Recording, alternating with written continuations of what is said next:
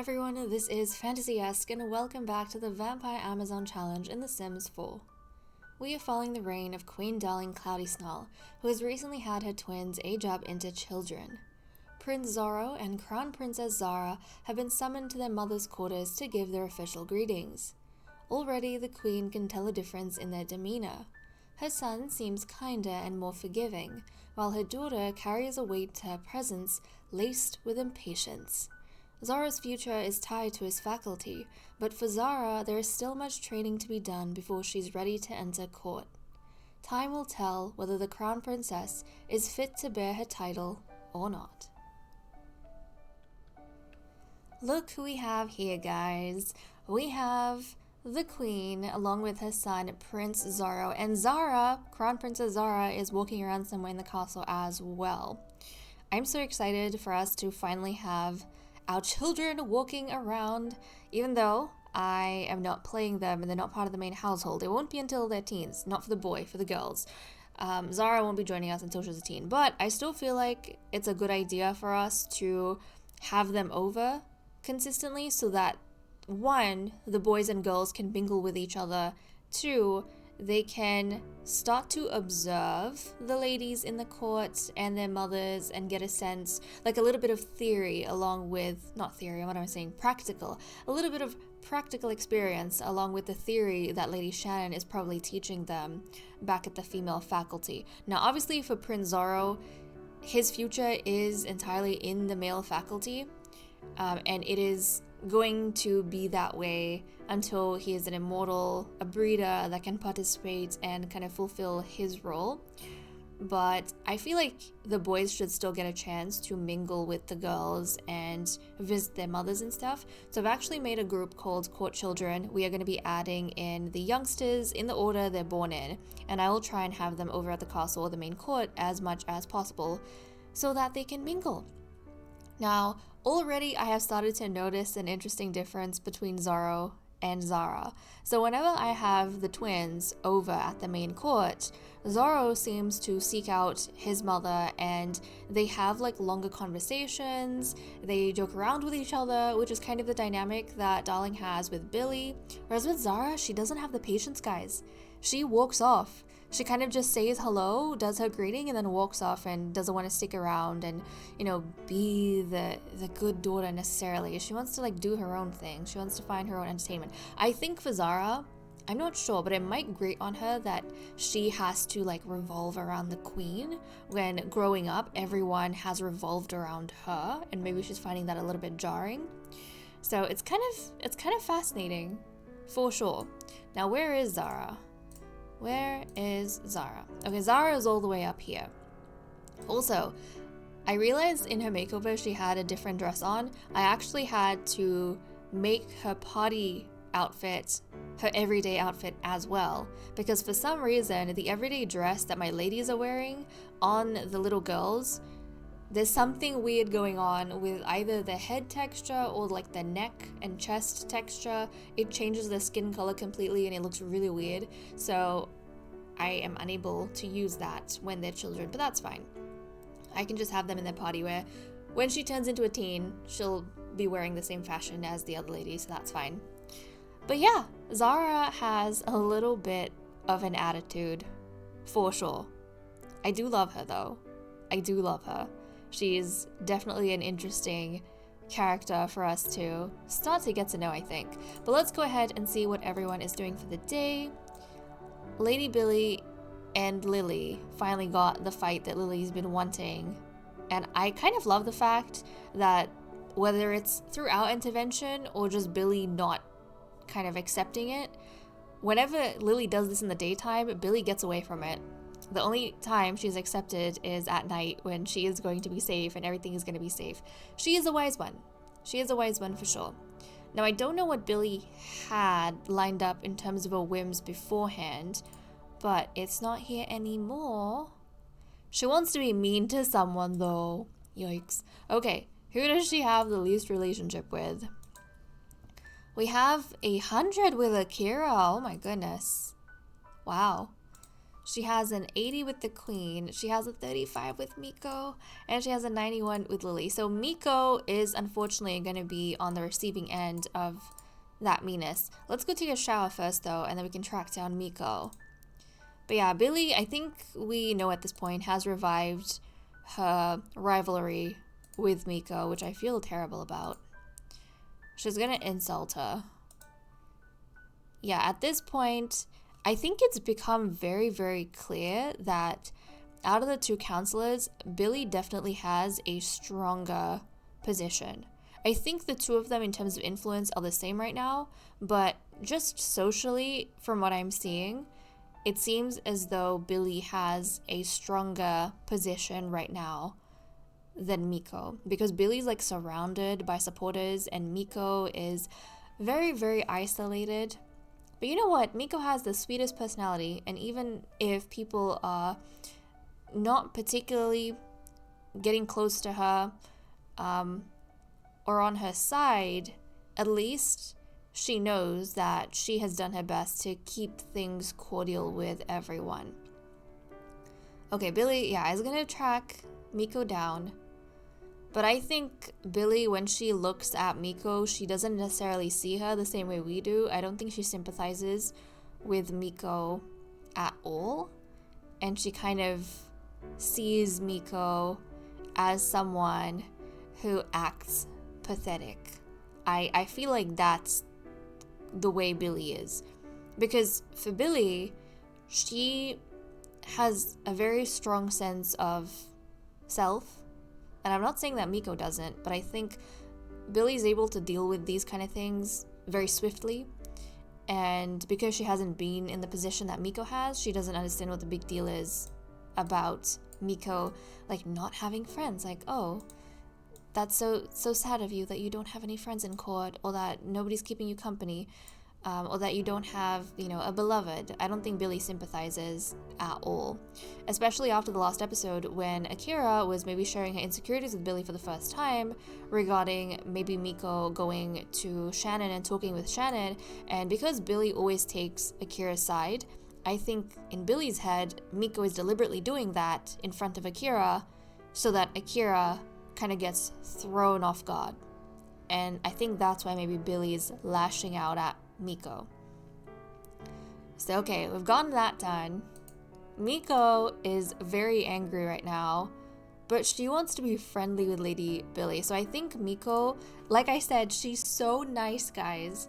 I think she is gonna try and be definitely not gonna insult her. She's gonna apologize, but I think this is Miko's way of keeping the peace.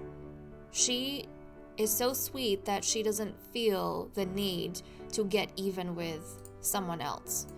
So even though Billy kind of just came out of nowhere and started lashing out at Miko, Miko is going to keep the peace with Billy. Also, guys, I just remembered while talking about these two and Miko keeping the peace. Do you guys remember, like, in the very beginning, I don't know if it was episode 102, but when Billy first kind of lashed out at Miko for trying to get too close to the Queen, or I think Miko was like playing chess with Bako, she was talking with Bako, she was just being friendly, and Billy lashed out for the first time.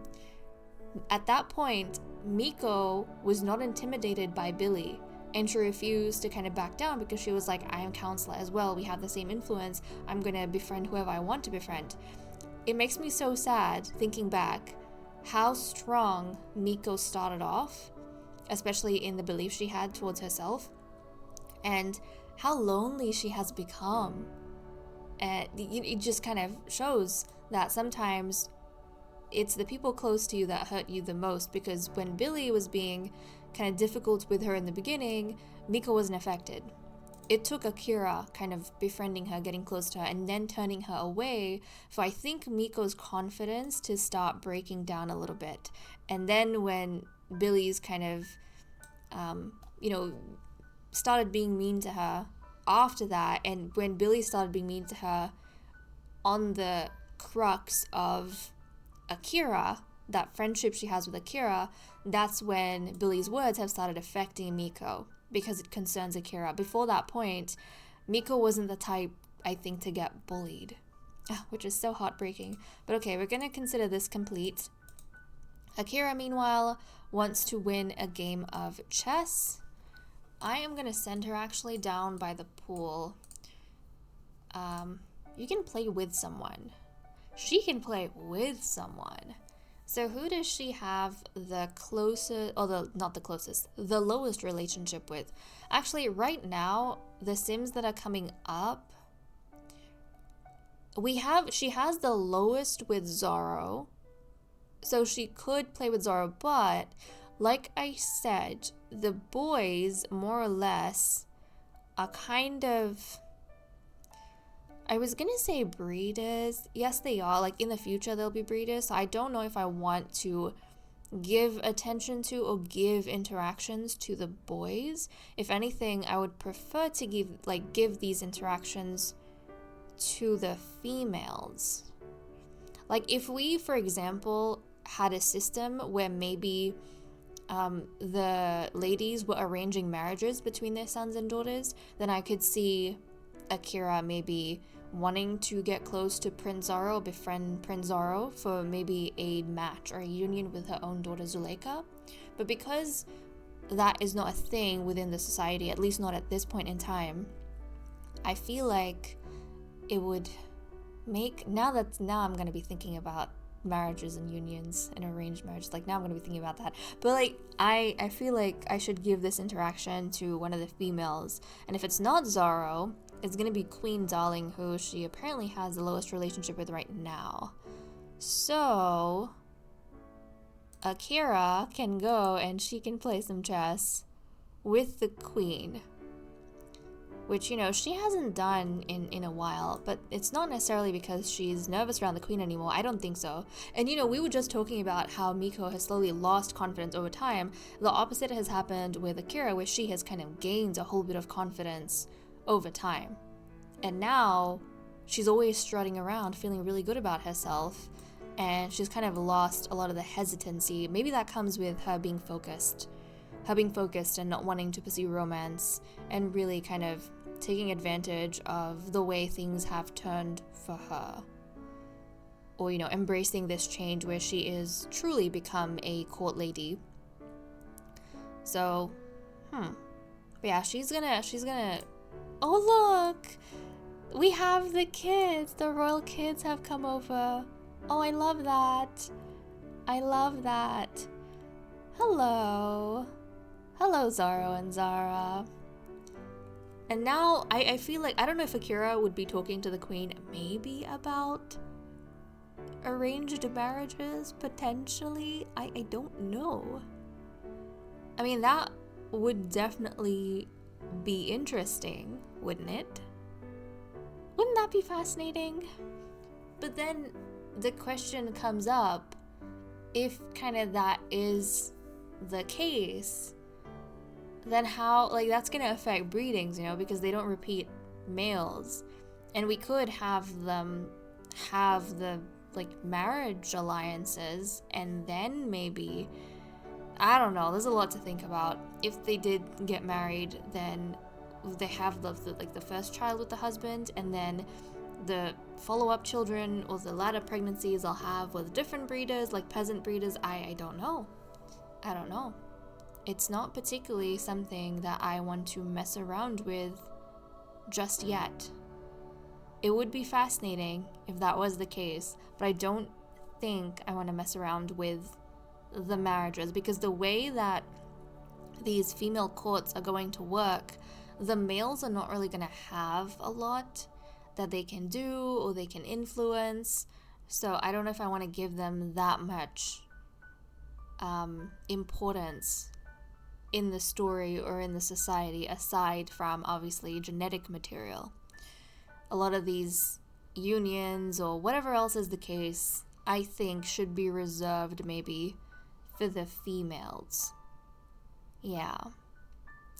Okay, well, we have, let's see, Queen Darling likes jokes. Like, if anything, if there was like marriage unions between the vampires or the children, I feel like if anything, the vampiresses would arrange it between their daughters, no? Because then if the marriages were arranged between their daughters, then there wouldn't be a conflict of interest when it comes to breeding, because the same rules would apply to both daughters, you know? So I don't know, I'll think about that.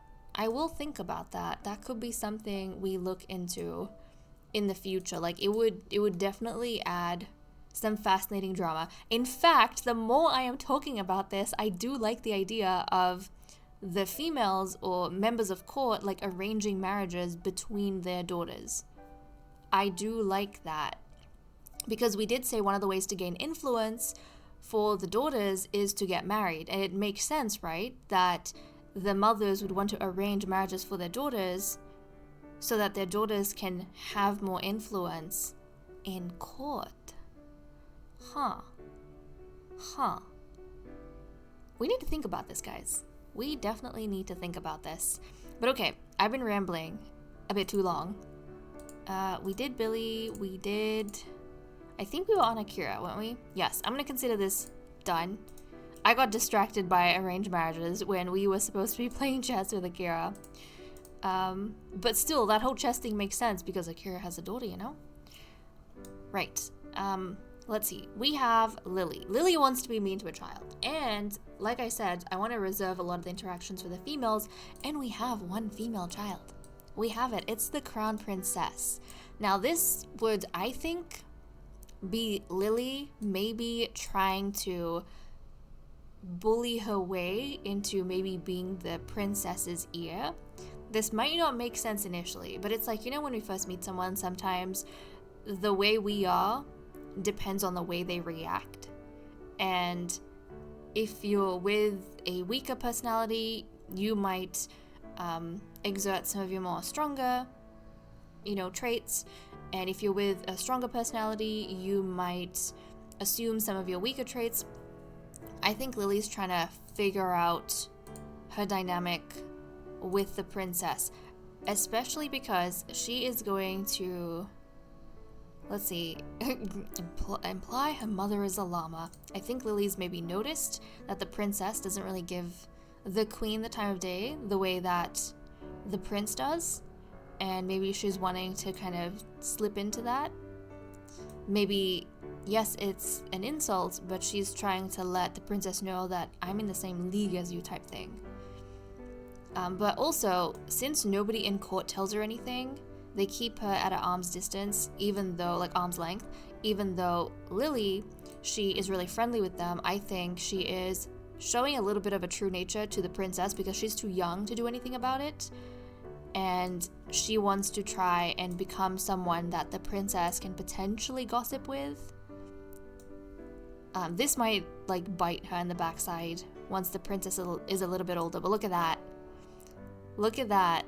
This is not she's discussing something with the crown princess now, and the crown princess seems like she's soaking it up, but I could kind of see maybe with the impression that Lily made, she got the crown princess' attention. And because the crown princess is someone who is mean, she probably looked at Lily a little bit differently because Lily is not kind of being nice the way everyone else is. It makes the crown princess want to know what's going on with Lily. So I'm gonna complete this. I don't think this was Lily's intention to obviously ruin her relationship with the crown princess. I think this was Lily trying to get the crown princess's attention, which she succeeded at. Okay, and then for Queen Darling, she wants to freshen up in the mirror. So let's come here, let's freshen up. I think she's feeling really good about herself, as she does in every episode, but she just saw her children. They're turning out quite interesting, to say the least. She's definitely proud of her son, and her daughter is exhibiting the qualities of royalty. Time will tell whether or not she deserves her title, but it's not as though the title will be taken away from her unless she gets killed or exiled from court because of a judgment. Okay, Akira's feeling cheerful, so she's been, I think she's definitely been in a good mood because she's been avoiding Miko. That's for sure. I feel like Miko is someone who confuses Akira. It destabilizes her and confuses her and distracts her from what she's supposed to be focusing on. But yeah, and now I think the queen has some thoughts in her head, guys. I think the queen definitely has some thoughts in her head about the daughters and potentially arranged marriages between daughters. And now I need to take some time thinking about this, because I said it in a spur of the moment, but seriously, now it's chugging in there. I need to figure this out. I need to figure out what I want to do with that, because it's gonna bother me otherwise. After her confrontation with Miko, Lady Billy invited Lady Shannon for a chat. She wanted to warn her against Miko's antics and advised her not to pick the losing side.